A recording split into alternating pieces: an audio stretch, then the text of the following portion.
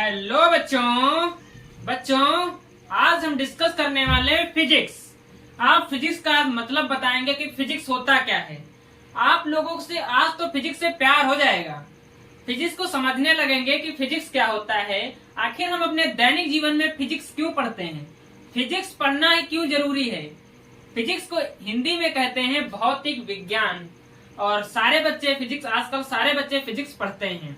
तो आज सीखेंगे आप कि फिजिक्स को पढ़ना क्यों जरूरी है।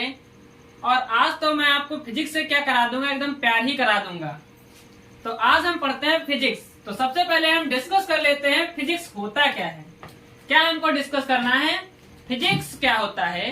तो आप एक चीज बताइए, पैंट की जिप से लेकर पेन की निब तक का जो कुछ है सब कुछ क्या है, फिजिक्स है। आजकल जो हम चल पाते हैं, जो आजकल चलना संभव है, वो क्या है, बेसिकली फिजिक्स है। तो आप सोचिए कि फिजिक्स कितना इंटरेस्टिंग है। बच्चों को क्या लगता है, बोरिंग लगता है, बोरिंग सब्जेक्ट है, कैलकुलेशन समझ में नहीं आती है, मैथमेटिक्स समझ में नहीं आती है, जो उसमें अप्लाइड फॉर्मूले होते हैं वो समझ में नहीं आते हैं। आप इस वीडियो में लगातार बने रहे, आपको लास्ट तक फिजिक्स से प्यार हो जाएगा, इस चीज की तो गारंटी है। तो आज हम फिजिक्स पढ़ लेते हैं, आगे हम फिजिक्स को समझ लेते हैं फिजिक्स क्या होता है। तो मस्ती से पढ़ेंगे, पूरे फुल जोश जुनून और जज्बे के साथ आज डिस्कस करेंगे कि फिजिक्स क्या होता है। तो हमने फिजिक्स जो है, वैसे इसको एक शॉर्ट लैंग्वेज में कहा जाता है स्टडी ऑफ नेचर। क्या कहा जाता है, इसको कहा जाता है study of nature. Study of nature, nature मतलब होता है प्रकृति, प्राकृतिक चीजें। कहने का मतलब सिंपल, फिजिक्स कहेंगे किसे, तो जिसमें हम मतलब विज्ञान की वह शाखा जिसके अंतर्गत हम प्रकृति का अध्ययन करते हैं, वो क्या है, बेसिकली फिजिक्स है, भौतिक विज्ञान है। अब इस स्टडी ऑफ नेचर में हम डिस्कस क्या करते हैं, तो हमने एक पहले शब्द जोड़ा था कि पैंट की जिप से लेकर पेन की निब तक हम सब क्या है, फिजिक्स है। क्या है, फिजिक्स है। आप जहां पर बैठकर इस वीडियो को देख रहे हैं, तो आपके ऊपर क्या चल रहा है भैया, फैन चल रहा है। वो फैन क्यों चल रहा है, उसमें भी फिजिक्स लग रहा है। अब फिजिक्स कैसे लग रहा है, आप एक चीज बताइए, अगर जो इस फैन जो पर इसके हिल रहे हैं, जो चल रहे हैं, उसमें इलेक्ट्रिसिटी ना जाए, इलेक्ट्रिसिटी फ्लो ना करे, मतलब करंट मतलब विद्युत धारा, तो क्या फैन चलेगा। एनर्जी नहीं मिलेगी तो फैन नहीं चलेगा। तो ये भी क्या है, फिजिक्स ही है। अब एक चीज बताइए, इस मार्कर से हम इस बोर्ड पर क्या कर पाते हैं, लिख पा रहे हैं। अब हम क्यों लिख पा रहे हैं, ये भी तो भैया फिजिक्स है। तो आप एक चीज बताइए, क्या हमारे आसपास फिजिक्स मौजूद है। तो हाँ, सभी बच्चों का ये आंसर प्यार से निकलेगा कि हमारे आसपास फिजिक्स है मौजूद, और हम सब लोग फिजिक्स का यूज करते हैं। भाई मार्कर का हमने यूज किया, मार्कर को अपने हाथ में पकड़ा, ठीक है, तो मार्कर हमारे हाथ में रुका है, तो बेसिकली क्या है, फिजिक्स ही तो है, फिजिक्स है ना। तो ये भी फिजिक्स है। अगर जो बोर्ड और मार्कर के बीच हमारे घर्षण ना हो, अब घर्षण शब्द और टेक्निकल शब्द है, घर्षण मतलब घिसे। अगर जो इनके बोर्ड और मार्कर के बीच में घिसाव ना हो, मार्कर और बोर्ड या मार्कर या चौक या पेज और पेन के बीच में घिसाव ना हो, घिसे ना दोनों, तो क्या मार्कर से बोर्ड पर लिखना संभव है। तो आपका आंसर होगा हाँ या ना। तो आपका आंसर होगा ना, क्योंकि घर्षण नहीं होगा तो हम लिख नहीं पाएंगे। और एक घर्षण शब्द जो है टेक्निकल, लेकिन हम समझ रहे हैं आज बहुत बेसिक लैंग्वेज। तो घर्षण मतलब घिसना, जहां पे कोई चीज घिसे ना। अब एक चीज बताइए, आप जब बड़े मॉल वगैरह, बड़े शोरूम में वगैरह जाते हैं, तो वहां पर जो फर्श होती है, फर्श क्या होती है, थोड़ा ज्यादा चिकनी सतह होती है। तो आप उस फर्श पर जैसे पैर को अपने बढ़ाएंगे, तो आप क्या होने लगते हैं, फिसलने लगते हैं। मतलब वहां पर क्या है, घर्षण कम है, मतलब घिसाव कम है। और जब घर्षण कम है तो आप उस पर चल नहीं पाते हैं, और जहां तक बूढ़े लोगों की बात करते हैं, उस पर साथ गिर भी जाएं। तो इसीलिए उस चिकनी सतह पर चलना हमको क्या होता है, थोड़ा असंभव लगता है। चलते तो हैं, तो वहां भी क्या नहीं है, घर्षण ही तो नहीं है। तो ये है फिजिक्स। क्या है, फिजिक्स है। अब आप एक चीज बताइए, जो हम इस हाथ को हिला पा रहे हैं, ये हाथ हिला क्यों पा रहे हैं? आपका आंसर क्या होगा?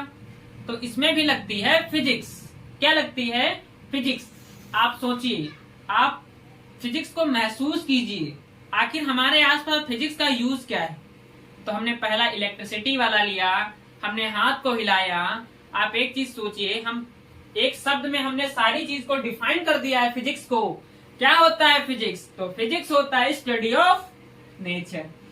तो स्टडी ऑफ क्या होता है? नेचर होता है। तो बेसिकली यही होता है हमारा फिजिक्स। तो अब देखते हैं फिजिक्स को और समझते हैं एक्सप्लेन तरीके से। ये हमारे पास क्या है? एक बुक है। क्या है हमारे पास? एक बुक है।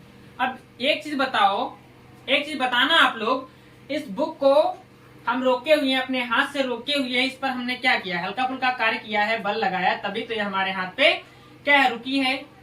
रुकी है ना? अब बल जो शब्द हमने यूज किया, कार्य जो शब्द हमने यूज किया, वो क्या है? फिजिक्स ही तो है। फिजिक्स है ना? अब एक चीज आप बताइए, अगर इस किताब को, किताब दिख रही है आप लोगों को, शायद उम्मीद है दिख रही है ना? तो इस किताब को अगर हम छोड़ दें तो बेसिकली ये क्या हो जाएगा? नीचे गिर जाएगी। गिर जाएगी कि नहीं गिर जाएगी? तो आपका आंसर होगा हाँ सर, गिर जाएगी। अब ये क्यों गिरेगी? क्यों गिरेगी भैया? तो ये क्यों गिरेगी, आप कमेंट बॉक्स में आंसर देना। ठीक है, ये बुक क्यों नीचे जाएगी? तो वैसे मैं बता देता हूँ ये बुक क्यों नीचे जाएगी। तो पृथ्वी के पास क्या है भैया? गुरुत्वाकर्षण बल है। और ये पृथ्वी के पास जब गुरुत्वाकर्षण बल है, तो इस बुक को जब हम फ्री रूप से नीचे छोड़ेंगे, क्या करेंगे? जब इस बुक को हम फ्री रूप से नीचे छोड़ेंगे तो पृथ्वी इस पर क्या लगाएगी? बल लगाएगी, और ये बुक क्या हो जाएगी? नीचे इस तरीके से गिर जाएगी।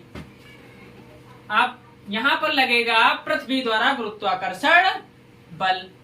गुरुत्वाकर्षण बल भी हमको डिस्कस करना है फिजिक्स के अंदर। कहाँ डिस्कस करना है? फिजिक्स के अंतर्गत डिस्कस करना है। आप एक चीज बताइए, आप साइकिल चलाते हैं ना? साइकिल चलाते हैं तो साइकिल में क्या होता है? गियर लगे होते हैं। एक छोटा गियर होता है, दूसरा बड़ा गियर होता है। अब उसमें भी फिजिक्स लगी है। क्या लगी है? फिजिक्स लगी है। गियर को बड़ा क्यों बनाया जाता है? पीछे वाला गियर छोटा क्यों है? तो ये सब फिजिक्स की ही देन है। सोचो, आप एक बार सोच के देखिए, इमेजिन करके देखिए, अगर जो पृथ्वी पर फिजिक्स ना हो, फिजिक्स संभव ना हो, तो क्या आज जो टेक्नोलॉजी है, जो आज हम यहाँ पहुंच गए हैं, जो मॉडर्नाइजेशन हो रहा है, जो आधुनिकीकरण हो रहा है, क्या यह संभव हो पाता? तो आपका आंसर होगा नहीं सर, नहीं हो पाता। तो सोचो, क्या आपको फिजिक्स बोरिंग लग रही है? भैया फिजिक्स मतलब स्टडी ऑफ नेचर। मतलब क्या होता है? Study of nature.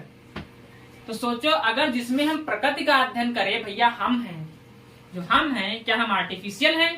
तो आपका आंसर होगा नहीं है। नहीं है ना? मतलब हम प्रकृति के अंतर्गत आते हैं।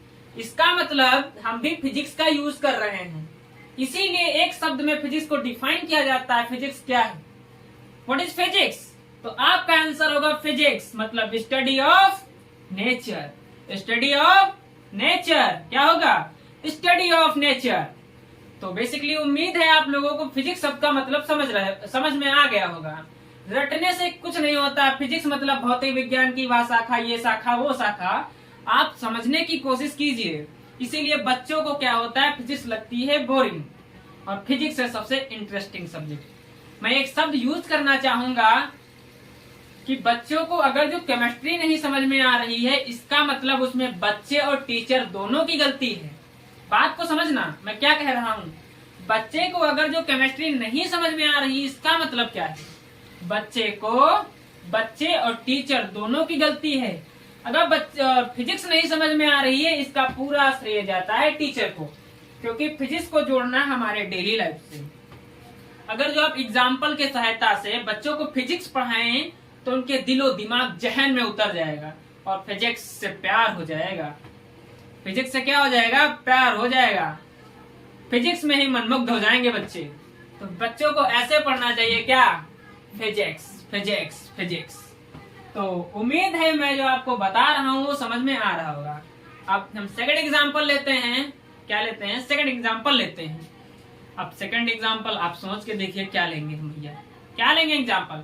तो आप एक चीज बताइए, हम पृथ्वी पर क्या हैं, हम पृथ्वी पर चल सकते हैं ना, क्या कर सकते हैं, पृथ्वी पर चल सकते हैं।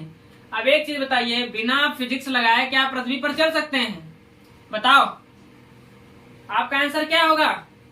तो आपका आंसर होगा नहीं सर, हम नहीं चल सकते हैं। अब मैं पृथ्वी पर पैर रखता हूँ, पैर को पटकता हूँ, तो पृथ्वी भी हमारे ऊपर बल लगाती है। कहने का मतलब जितना हम पृथ्वी के ऊपर बल लगाएंगे, पृथ्वी भी उतना हमारे ऊपर बल लगाएगी, तब भी चलना संभव है, अन्यथा हम पृथ्वी पर चल नहीं पाते। और घर्षण ना होता तो सीधे रपट जाते, क्या हो जाता, फिसल जाते, गिर जाते। तो अब एक चीज दिमाग में आप बताइए, फिजिक्स पढ़े हैं ना, तो सोचो कौन सा नियम है, किसका नियम है। तो आपका आंसर होगा ये न्यूटन बाबा का नियम है। किसका नियम है, न्यूटन बाबा, गति का तृतीय नियम, क्रिया प्रतिक्रिया का नियम। क्या कहता है कि यदि आप किसी बॉडी पर बल लगाएंगे तो जिस बॉडी पर आप जितना बल लगाएंगे वो बॉडी भी उतना बल आपके ऊपर लगाएगी। एग्जाम्पल समझिए, आपके सर ने मारा आपको थप्पड़, क्या मारा, थप्पड़ मारा, तो सर के हाथ में भी चोट लग जाती है कभी कभी। आपके गाल पर जो थप्पड़ पड़ा आपको चोट क्यों लग रही है, क्योंकि सर ने क्या है, उसमें लग रहा है क्रिया प्रतिक्रिया का नियम। सर ने लगाया फोर्स और वो आपके सटाक से गाल पे पड़ेगा। तो बात समझ में आ रही है। सोचो फिजिक्स कितनी इंटरेस्टिंग है। आप लोगों को फिजिक्स समझ में नहीं आती, अरे फिजिक्स को फिजिक्स की तरीके से पढ़ो, डेली लाइफ से रिलेट करके पढ़ो, आप लोगों को फिजिक्स समझ में आ जाएगी। तो इस लेक्चर पर हम किसी और दिन बहुत विस्तार से डिस्कस करेंगे, ठीक है। बेसिकली मैंने आपको बहुत आसान तरीके से फिजिक्स को समझाने की कोशिश की है, कुछ एग्जाम्पल लेके फिजिक्स के बारे में बताने की कोशिश की है। उम्मीद है कि आपको फिजिक्स से प्यार हो गया होगा। तो अगर जो ये लेक्चर आपको पसंद आया हो, ये वीडियो आपको पसंद आया हो, सो इस वीडियो को लाइक जरूर कीजिएगा, सो चैनल को जरूर सब्सक्राइब कर लेना और बेल आइकन प्रेस कर देना। तो इसी तरीके के फिजिक्स के और वीडियो देखने के लिए, फिजिक्स से प्यार होने के लिए आप क्या करना, एक प्यारा सा कमेंट जरूर कर देना, तो मैं इस फिजिक्स की पूरी सीरीज बना दूंगा और आपको पूरे 11th 12th मतलब सब की फिजिक्स में आप लोगों को पढ़ा दूंगा। और मैं आपको फिजिक्स से क्या करवा दूंगा, प्यार करवा दूंगा। I love my physics. Thank you बच्चों, मिलते हैं आपको नेक्स्ट वीडियो में।